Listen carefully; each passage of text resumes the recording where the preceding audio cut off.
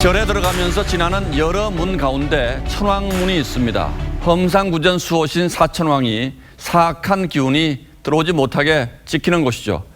그래서 사천왕 발 안에는 이렇게 악귀들이 깔려 있곤 합니다. 그런데 고창 선운사에선 악귀 대신 여인이 붙잡혀 도끼 어린 눈으로 째려봅니다. 행실이 바르지 못한 음녀라고 전해오죠. 가끔은 왜군 장수와 청나라 병졸이 깔려있는 곳도 있습니다. 백성과 불교계가 외란과 호란의 한을 그렇게라도 풀었던 겁니다. 그리고 이렇게 벼슬아치들이 등장하는 곳도 있습니다. 백성에겐 혹독하도록 엄하더니 전란 때는 앞장서 달아났던 조정 대신과 지방 수령을 야유한 것이죠. 전혀 모범이 되지 못하는 벼슬아치들을 어느 백성이 믿고 따르겠습니까?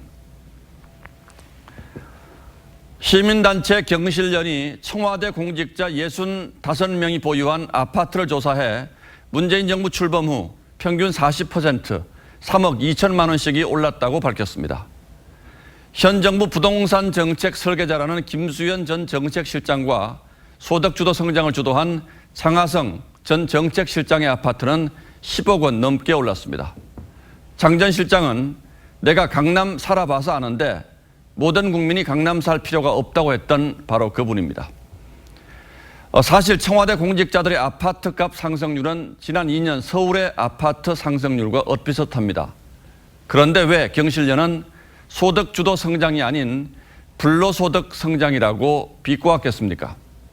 안으로는 아파트로 재산을 불리면서 겉으로는 부동산을 죄악시하고 집값을 잡겠다고 호통치는 그 이중성이 기가 막혔기 때문이었을 겁니다. 더구나 1급 이상 비서진 셋 중 1명은 집을 2채 이상씩 갖고 있었다고 합니다. 국민에게는 국토부 장관이 시안까지 정해주면서 집을 팔라고 으름장을 놓더니 말이죠.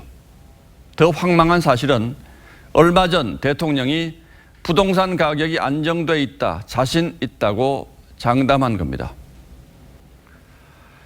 대통령은 취임 초 비서관실마다 액자를 나눠주면서 춘풍추상의 정신을 당부했습니다.